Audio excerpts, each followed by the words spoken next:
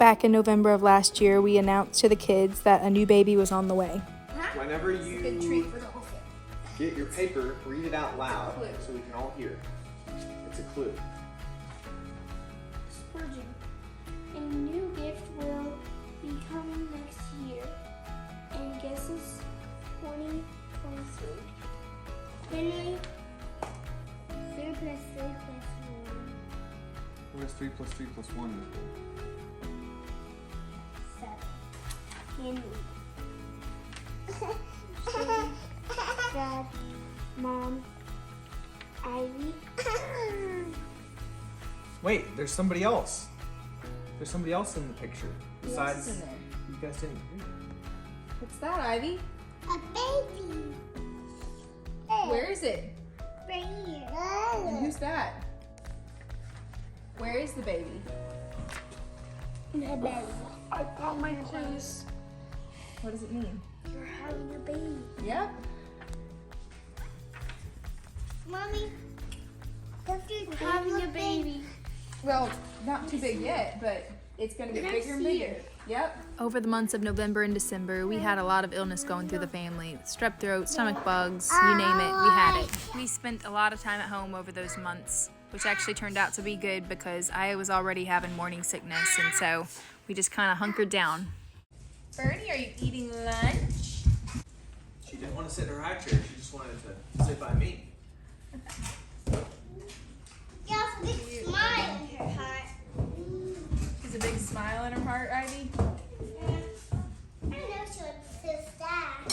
He's so cute. Fern has become a real daddy's girl recently.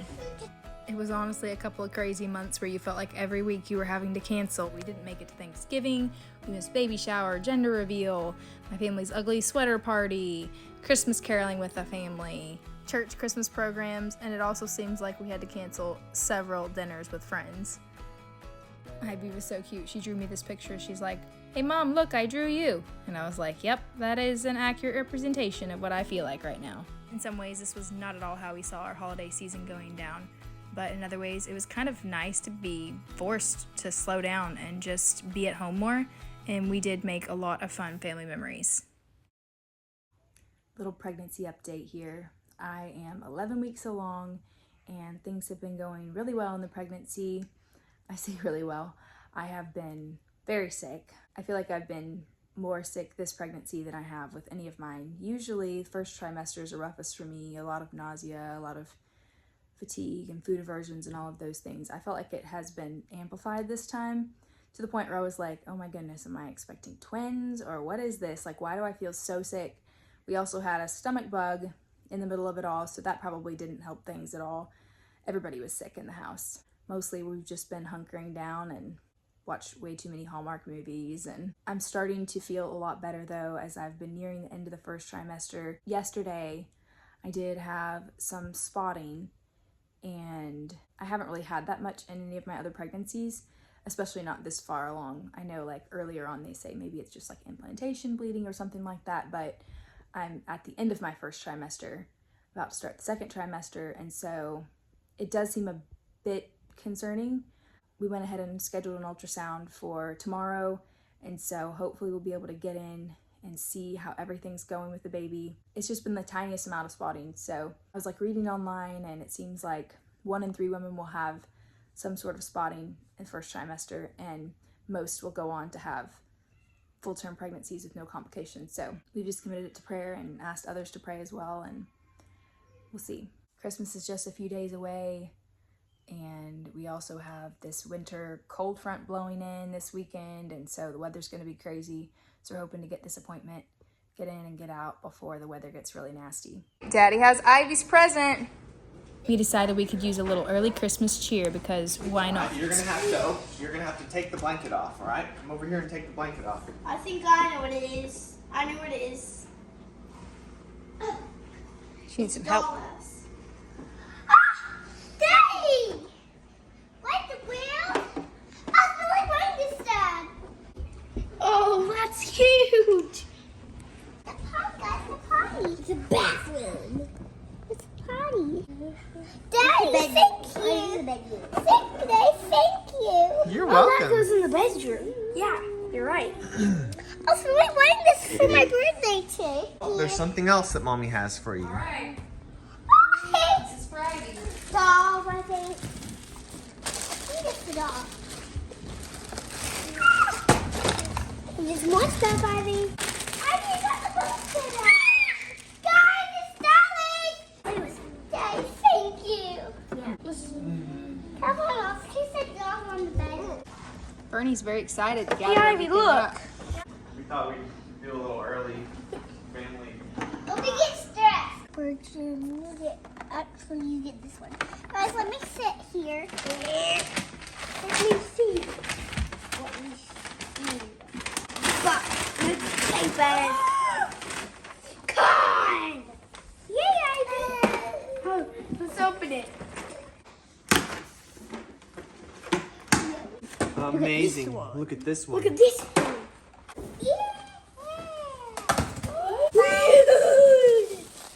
And look at it. Cool.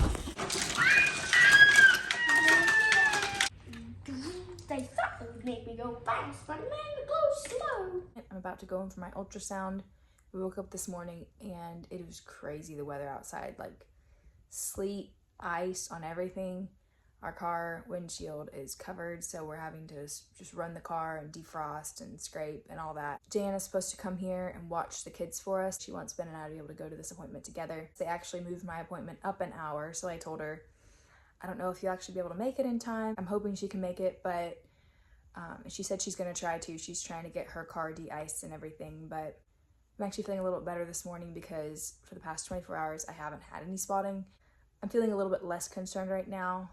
I think that's a good sign. Last night as we were having family devotions with the kids, I was playing my guitar and we were singing together, and we were telling the kids about the appointment to go check on the baby and see if everything's okay, and Ben suggested that we sing the song Day by Day, which is a hymn that we've been memorizing with the kids. As we were singing that, it really did bring a lot of peace and comfort to my heart. Just those feelings of being unsure and not knowing if everything's okay and feeling anxious. And the words of the song say, day by day and with each passing moment, strength I find to meet my trials here. Trusting in my Father's wise bestowment, I have no cause for worry or for fear. He whose heart is kind beyond all measure, gives unto each day what he deems best. Lovingly it's part of pain and pleasure, mingling toil with peace and rest.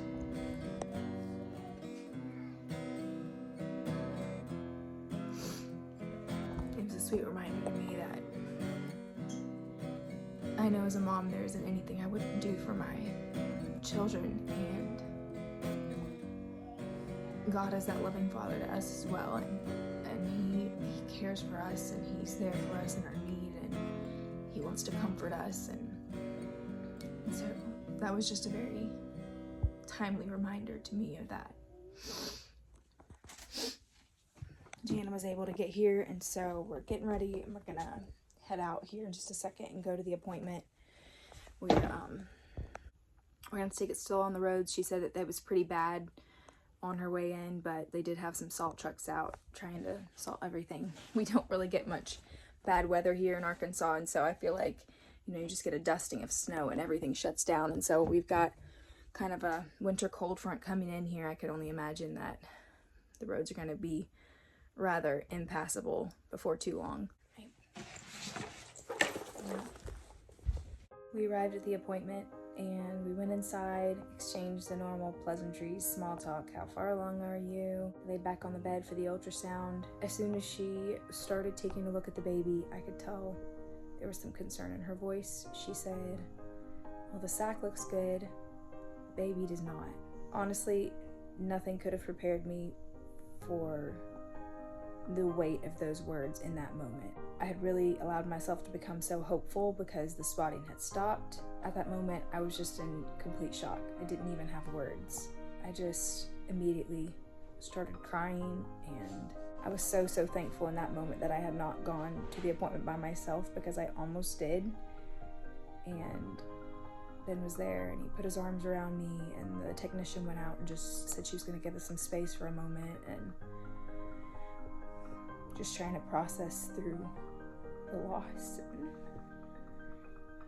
we're just sitting there and holding hands and crying, and what do we do from here? And I feel like in some ways miscarriages can be so much more jarring because you don't have clear signs of something going wrong. I mean, I had minimal spotting for like 24 hours and that was it.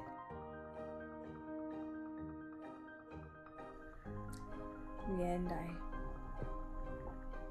ended up having to go see my doctor, and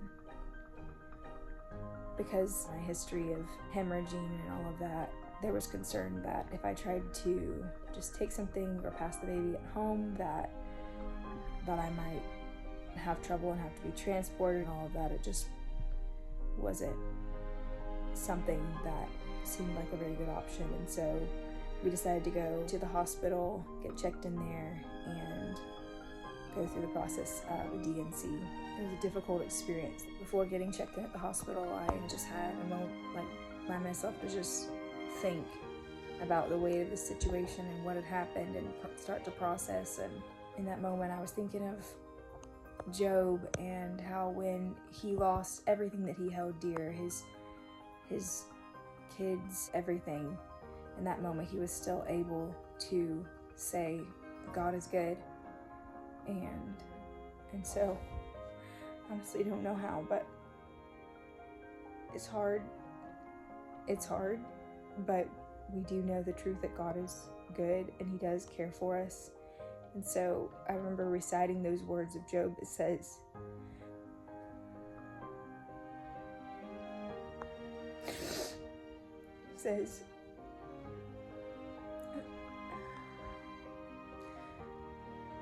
the Lord gives and the Lord takes away, and blessed be the name of the Lord. And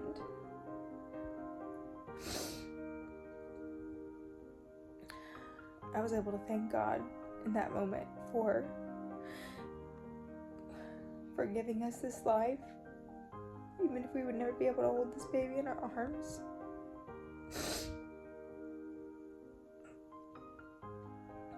And it was tremendously comforting. It doesn't mean that we don't ask God questions. I mean, there's some things we just don't understand. Sometimes God will show us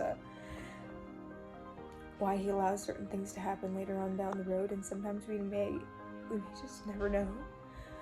But I mean, I definitely have had my share of questions for God as well. Just, Lord, like, why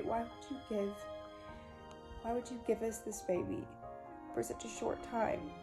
Why? Like, living in this world, there's so much brokenness and sadness and grief. I feel like for me personally, the first trimester, just being so sick, is a big part of the hard part of pregnancy. And so there's definitely those thoughts of like, Lord, why now after going through this? Of course, there's always the questions that go through your mind, like, was it my fault? What could I have done differently? I was thinking to myself, like, well, for one, I didn't take my prenatal vitamins like I should have because I was so sick. Like, I was sicker than I've ever been. So I was thinking, well, that probably wasn't good. And I was like doing a big painting project before I found out that I was pregnant. And I was thinking, well, that's probably not good. Just all these different thoughts of, was it something on my part that I did or did not do right? And those can be endless. I don't think we can always rule everything out, but we can know that we didn't purposefully do anything to harm our baby. And so those are just the things that you have to process and work through and deal with after a loss.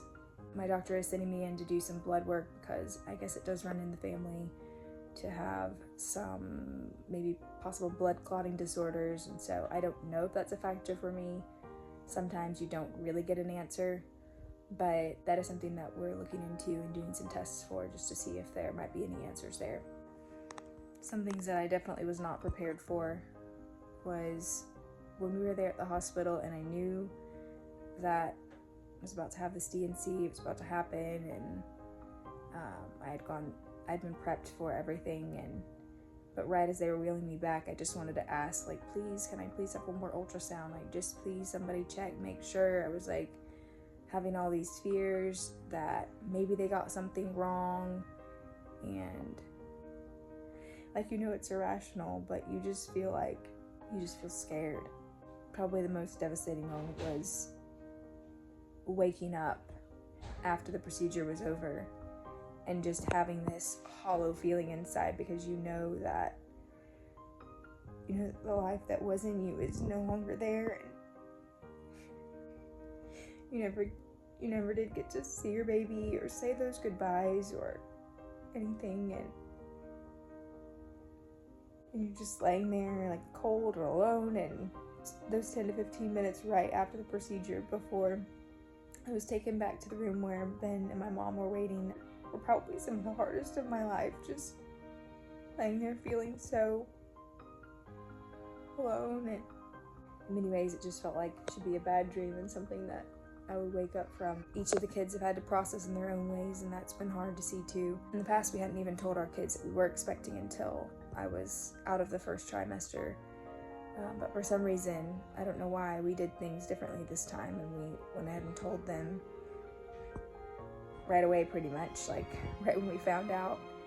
And in some ways that made it harder, but I'm also glad, because even this short life this baby lived did bring so much joy to our home. We had started to tell more family members and friends and all of that, and so then you're put in this position where now you have to go tell people. I ended up just making up a list of everybody who I thought we had told, and Ben was able to go back and text them. We also didn't want to fail to say something and then people be put in this awkward situation where they ask you about the pregnancy and they feel awkward. It's been a journey, and it's one that I'm still on, but I can say that I am so thankful to have my 4 babies and be able to come home that night and hug my little ones. It's just such a tremendous comfort. And I was telling Ben, I can't imagine mamas who lose their first baby and they come home and they don't have an infant to hold, they don't have a little one to hug. Walking through loss, your heart goes out to moms who struggle with infertility or who have lost babies, and it's very painful. So that's kind of the crazy whirlwind update of what's been going on in our lives over the past months. And even through it all, even through the struggle, we can say God is good. He loves us, He cares for us. I felt His presence, I have felt His peace, even in the midst of a storm. And I think just very tangibly, people have been here helping and giving and bringing a meal or helping with the kids, and that has meant the world. And so we're very thankful. And anyway, just taking a break and focusing on recovering. And I have the sweetest little artwork here. When we got home from the hospital, and I was taking it easy for those next couple days, Spurgeon brought me this and wanted to hang it on my wall. So very sweet. When you lose someone so dear to you, it does make heaven just that much sweeter. We've talked about that a lot with the kids, and we can't wait to meet this little one in heaven one day.